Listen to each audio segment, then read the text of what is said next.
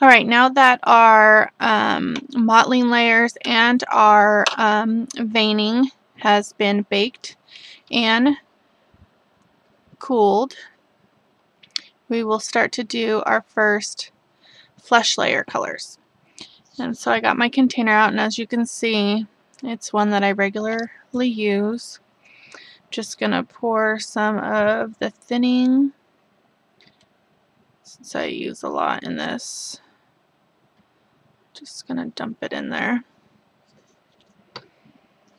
And we'll do a couple drops of the linseed oil.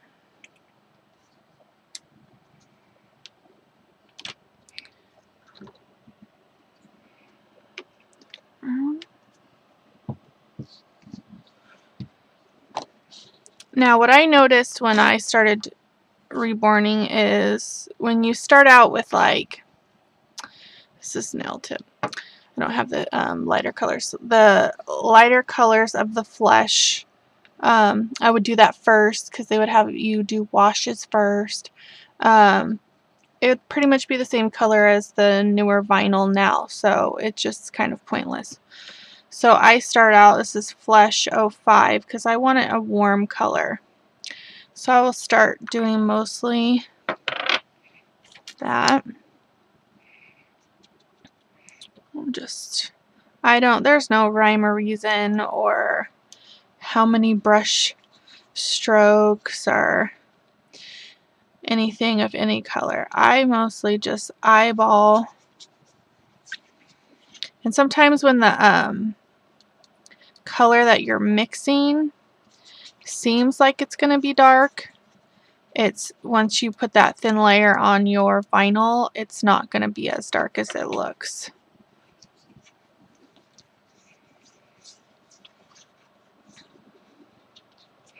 And even when this is kind of messy on the side, but when you mix it and then you drop it on the side, you can see how thin your color is going to be.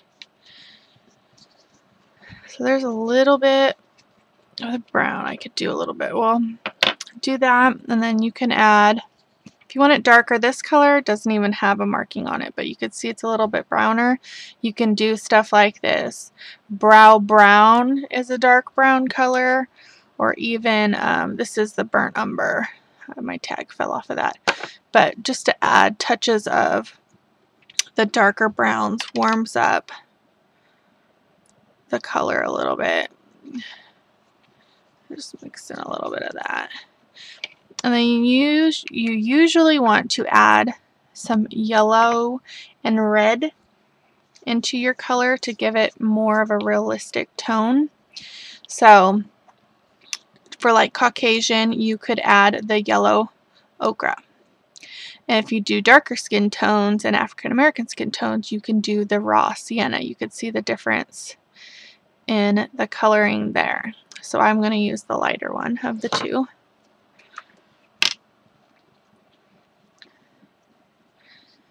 And I will just use some of that and mix that in.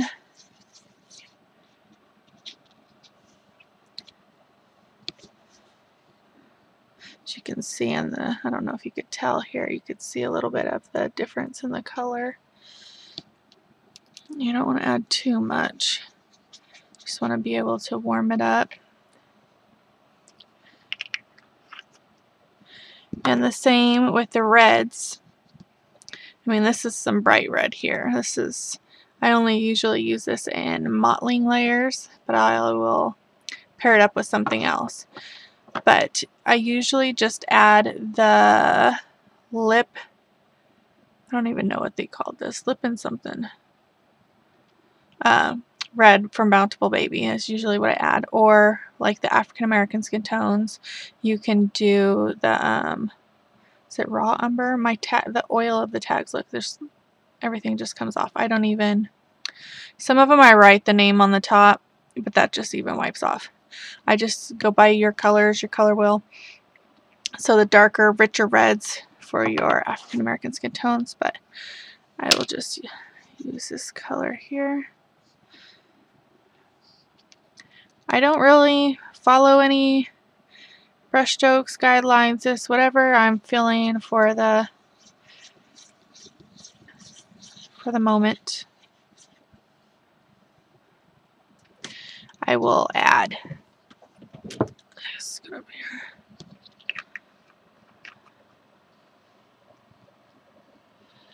I will be using I got one of my used brown little sponges here. These glasses keep on sliding off my face. So start with the face, load up my brush, and just mop it on. As you can see, it's real nice and warm, fleshy tone already.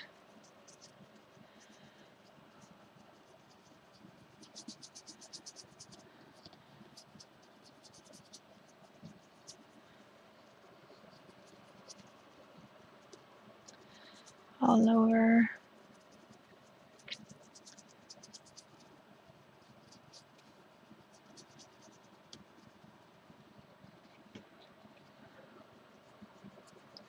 Brings out those veins in the side, the ears.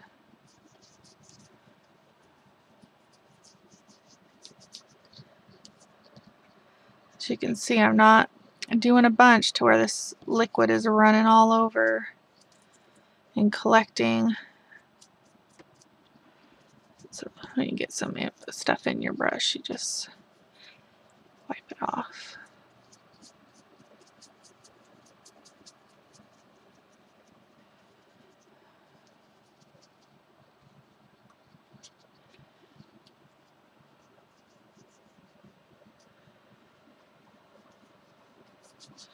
This will just highlight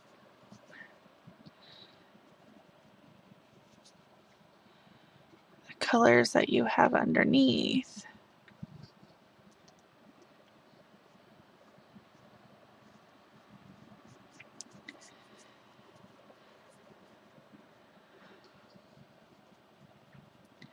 Then make sure that you hold your head to the light and you turn it to make sure that you are seeing the shine everywhere. And obviously, if you're not seeing the shine, you missed a spot.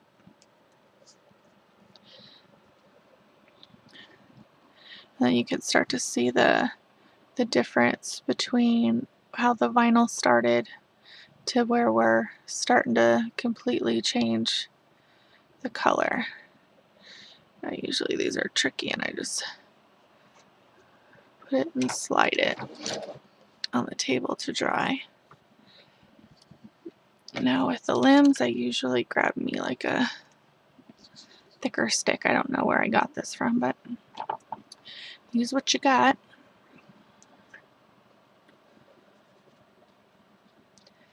Same with the feet. It's amazing the change you can see. Just the thin layer. I just brush it all over. These first couple layers, it's all over. There's no place I don't put it.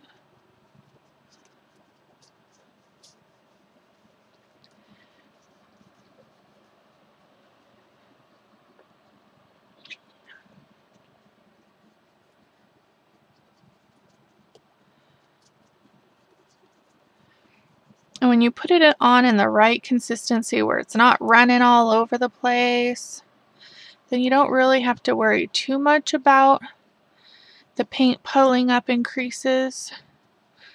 But what I do is I brush all this on, set it aside, let it mostly flash off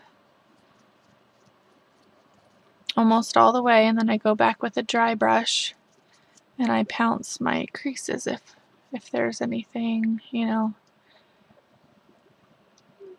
in there that I don't want.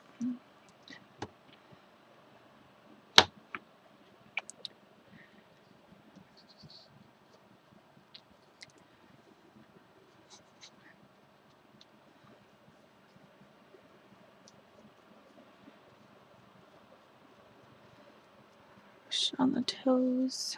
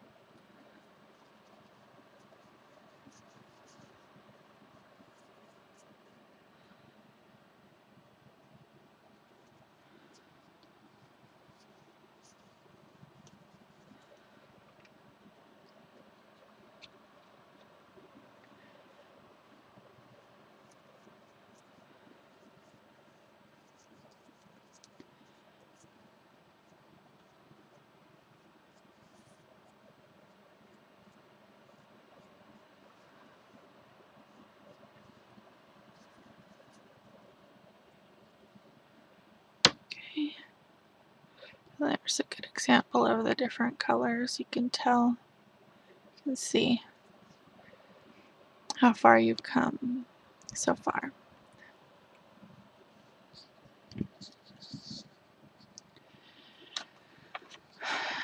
I love doing the washes on the belly blade.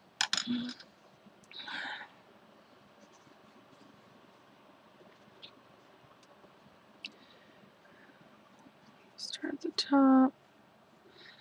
Got a piece of thick paint there.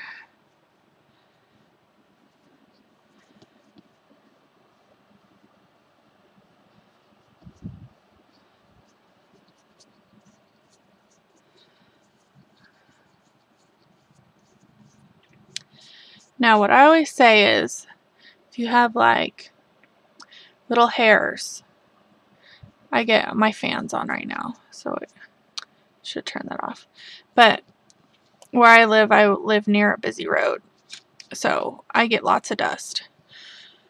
Don't worry so much about the hairs inside your thin layers, like your modeling, your veining, and your these thin washes, because once you cook them, because you can spend forever sitting there picking at the little hairs.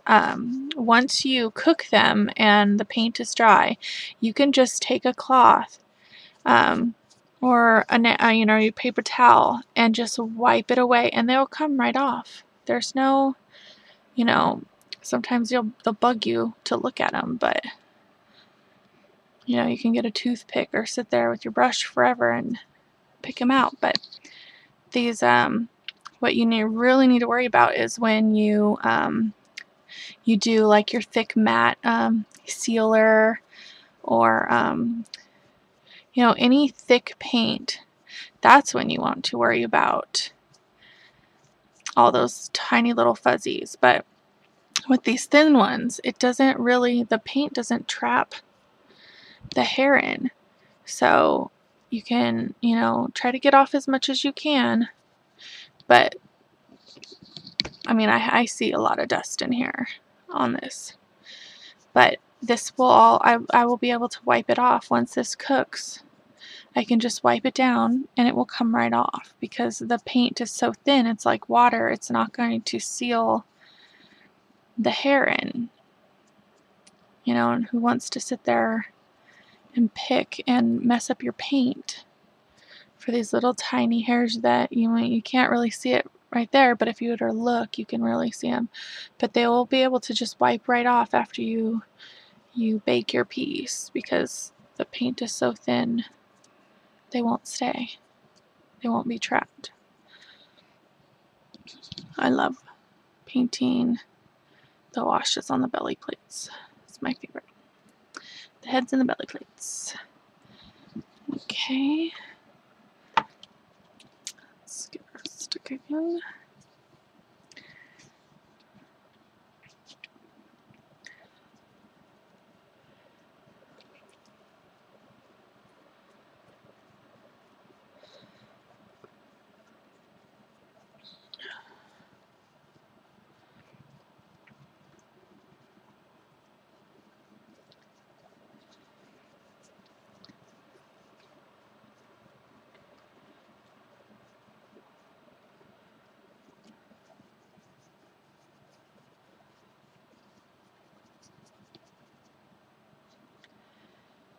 And as you can see how dark this color is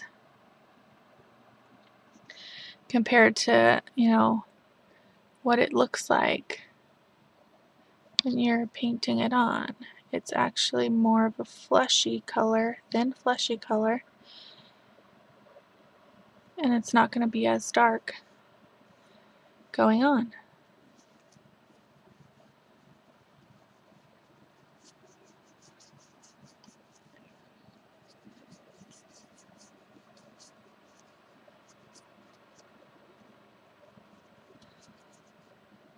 I will show side by side the color difference. It's just adding a warmer, fleshier layer to the piece.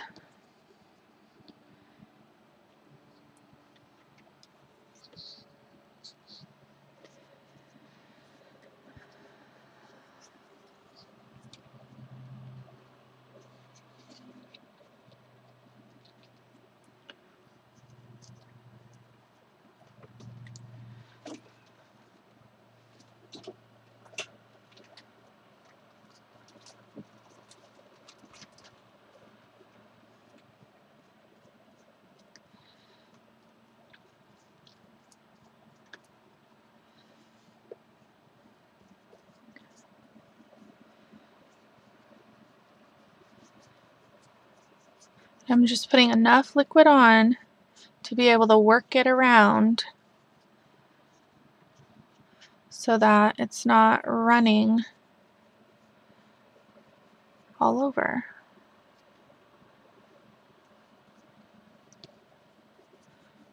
And that way there's less cleanup later, less pouncing later, which pouncing with the mop brush is what usually gives a lot of